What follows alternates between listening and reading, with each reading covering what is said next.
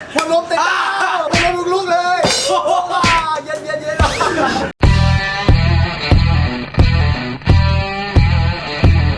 สบายดีวันนี้ผมกับเดือนเป็ดซาเล่นP8เนาะวันนี้เราซิมาเล่นเกมแข่งขันบอกแล้วแข่งขันยิงปืนเอาชิแบ่งเป็น2ทีมเนาะไปทีมไหนทนได้หลายก็มูทีมนักชนะทีมไหนทนได้น้อยเสียแล้วทีมลงโทษวันนี้เขาชิมาจกสลากแบ่งทีมเนาะเปิดโซนน้ำมาบอกเลย ไอ้เบอร์หนึ่งอยู่นี่เบอร์หนึ่งฟ้านี่เบอร์หนึ่งมิตรจันทร์มิตรไปรอดอ่ะ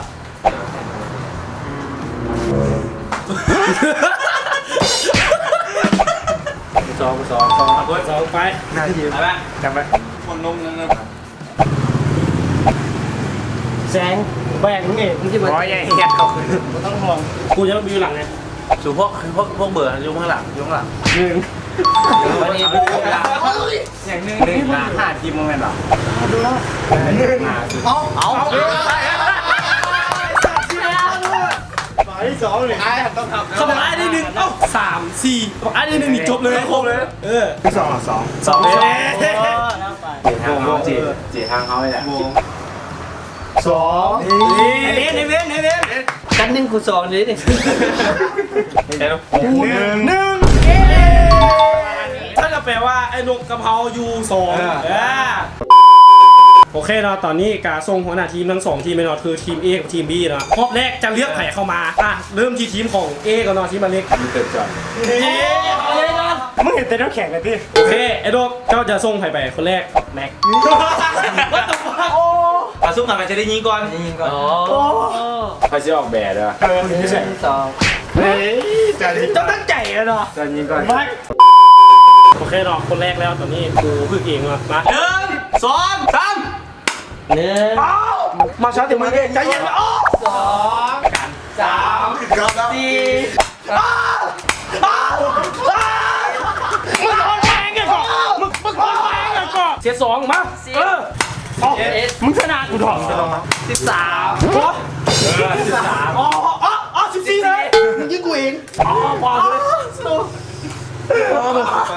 จอน15จอน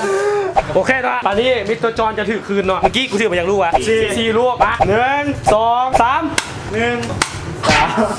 4เอาเลยจอนให้อย่าเลย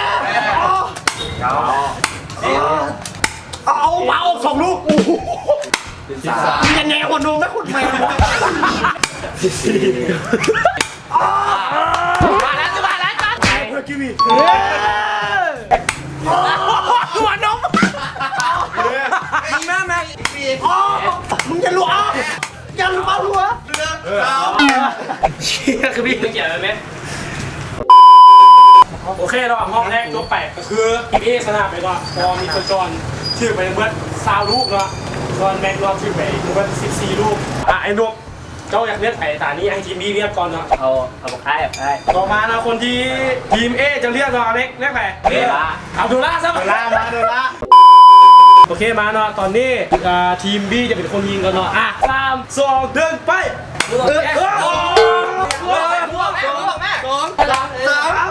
2 ลูกที่นี่4 5 6 7 8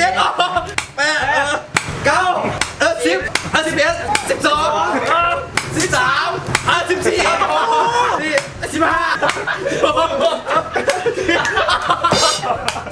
อาโดนไปเอามันเยี่ยมทั้งเบิร์ด2 ลูกโอเคนะตอนนี้ทีมบีลงมาแล้วเนาะให้3ไป3ลูกอีกแล้วพร้อมเถอะ1 2 3ไป1 2ให้ไปดู3 ป้า5เอาไปโปร2 ลูกเท่าไหร่วะ9 10 11 12 13 14 15 16เอา17 18 19เอาใส่2 3 4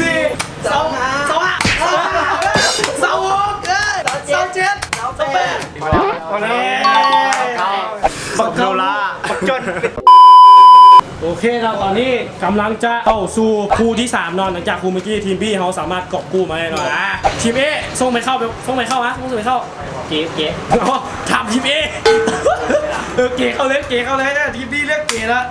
เอาชูกีบี ทีมเอ ปืนหลอกอยู่ เก๋กีบีทีมเล็กกีบีเนาะอ้าวโอเคเนาะตอนนี้กีบีจะเป็นคนถือคนแรกเนาะซึ่งเจจะเป็นคนยิงเอาแล้วพร้อมโมเจ3 2 แต่ขี้เกียจเลย 1ยิง1เอากระสุนออก2 3 4 5 6 7 8 มึงก็ยิงรวมดู 9 10 11 12 13 14 15 16 17 18ไป19เอาบริหารเมื่อกี้นี่22 23 24 25 26เฮ้ยเทียบกัน27 28 29 30 มึงยังยิงเถิง 31 32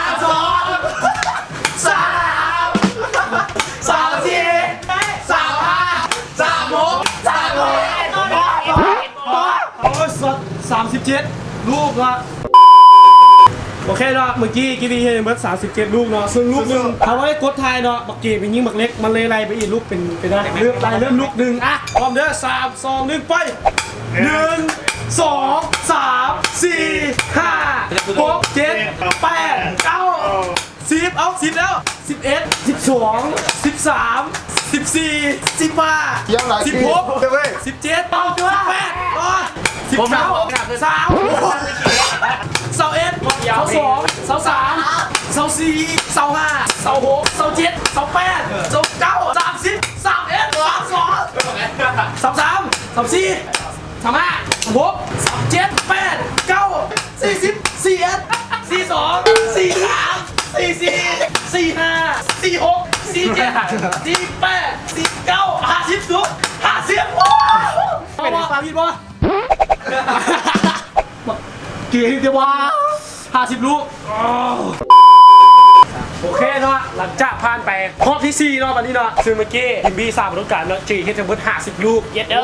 เพราะหน้าทีมบีไอ้ลูกจะเอาไปเข้าไปพูดตัวเก่ง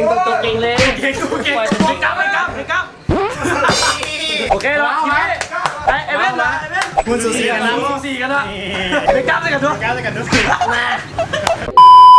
กดเอามาเป็นพร้อมเด้อ2ไป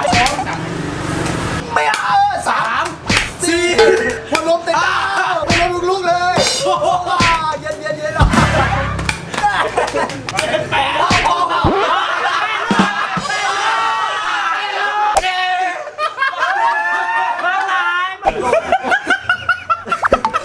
เป็นเสียงมันอยู่หนัก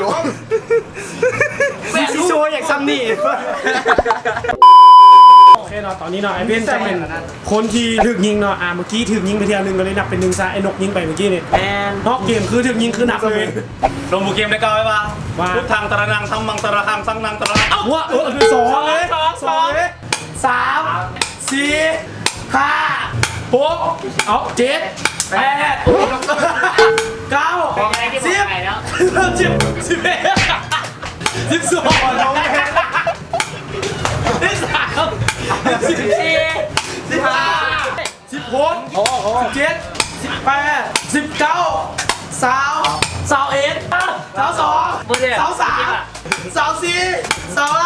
เฮ้ยชูบึงร่องถุยเด้อยักมา27 30เลยเท่าไหร่ขึ้นมา9 30 31 32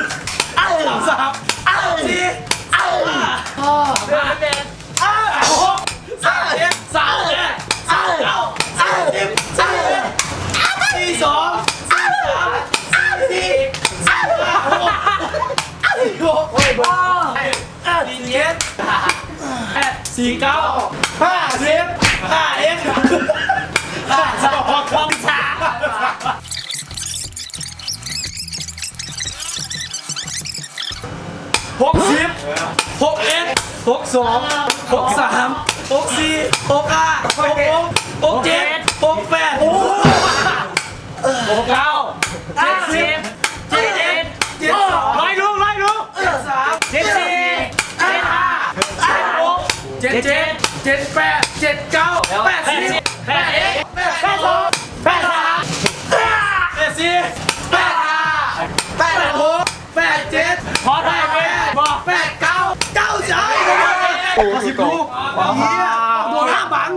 90 ลูก ถูกเจ็บตัวนี้สูงได้เลย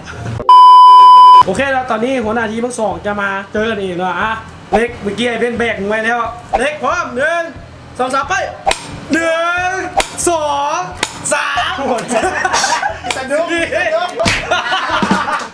โอ้7 8 9ไอ้น้องเลยครับ 11 12 ต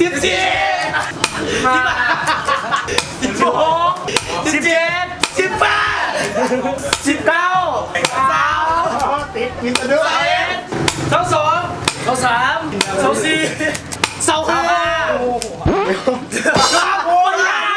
ถึงแบ่งหมดเท่ากันเลย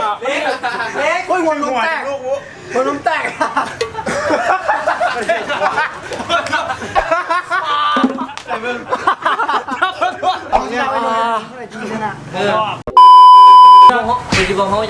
โอเคนะวันนี้ไอ้โดกละมา1 2 3ไป1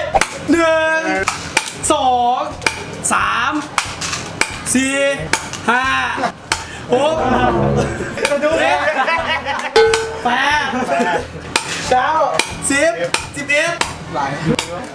14 15 6 7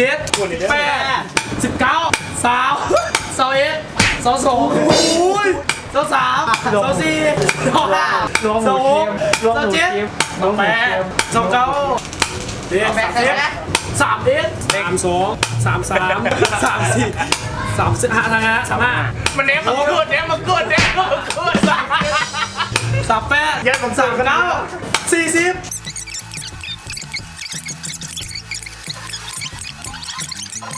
60 61 62 63 64 65 66 67 68 69 70อุ้ยบวกอะไรอีกเนาะเดี๋ยววันนี้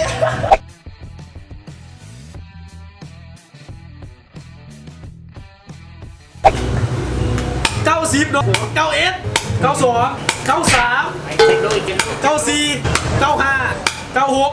97 นิ่งก่อน 98 99เอาแล้วแหละ100อ่ะแล้วเดี๋ยวนี้ อันยังก็อ่ะ 100เดือน ปากเราสั่นปากเราสั่น 103 104 ปากสั่น 105 106 107 108 ทีมฮัตเตียบ 109 110เนาะ11 เล่นงานแล้ว มาแล้ว111ลูก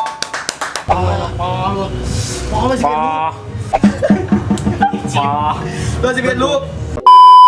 โอเคละตอนนี้การมาว่าการสรุปผลคะแนนของทั้งสองทีมเนาะจะเริ่มกันที่ทีมเอกันเนาะคนแรกแมนจอนเนาะถึงไปทั้งเบิร์ด20ลูกเนาะคนที่2โดล่าเนาะเฮ็ดไปทั้งเบิร์ด21ลูกคนที่3พีวีเนาะเฮ็ดไปทั้งเบิร์ด37ลูกคนที่4เอเวนเฮ็ดไปทั้งเบิร์ด90ลูกส่วนคนสุดท้ายอเล็กหัวหน้าทีมเนาะเฮ็ดไปทั้งเบิร์ด25ลูกรวมคะแนนทั้งเบิร์ด193เนาะคนแรกก็คือกูเองนี่แหละ14ลูกนะ โคตรไกลสั่น2 แมนไอ้เนาะให้เบิร์ด29ลูกนะคนที่3เจฮังเบิร์ด50ลูกนะส่วนไก่เนาะ9ลูกนะส่วนคนสุดท้ายหัวหน้าทีมเนาะเดอะแบกเนาะไอ้นก111ลูกเนาะรวมคะแนนทั้งเบิร์ด213เนาะ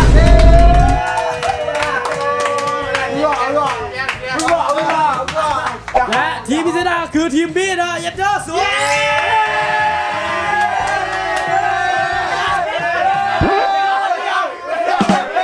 ว่าแต่บทลงโทษไม่ยัง แต่งหน้าบ่แต่งหน้าไปรอเสิร์ฟเจ้าบ่ น่าสนใจ ส่วนอันนี้คลิปลงโทษจะแยกเป็นคลิปพิเศษเนาะจะรวมคลิปนี้จะแยกคลิปพิเศษคลิปลงโทษเนาะเบิ้งโอเคปิดคลิปถ้าเบิ้งคลิปเจอที่คลิปตั้งอ่ะมาพี่เดี๋ยวโอเคเอาตัวนี้จะเป็นอีพีสุดท้ายชาเลนจ์สุดท้ายของกีวีเนาะจะเป็นเงี้ยต่อสายตอบไหมเอามาเชียร์ให้แล้วสิรัสเซียจะปีจบ ดึงอะไรครับ คนไลค์กดแชร์กดซับสไครต์พวกเขาในเด้อให้เป็นกำลังใจพวกเขาต่อไปตอนนี้ทีมงานพวกเขาก็เหลือแต่ซัมดี้ผมไปเทละคน2คนเนาะบักนึงก็จะขึ้นยนต์ไปจีนแล้ววันไหนเรียกโอเคออกมาฝั่งนี้ก็ไปจีนแล้วฝั่งนี้ก็จะไปรัสเซียแล้วโอเคอีก2คนข้างหน้าก็จะไปไทยทีมงานก็เหลือประมาณ4คนฝากกดไลค์กดแชร์มันก็ไปด้วยพี่น้องนะ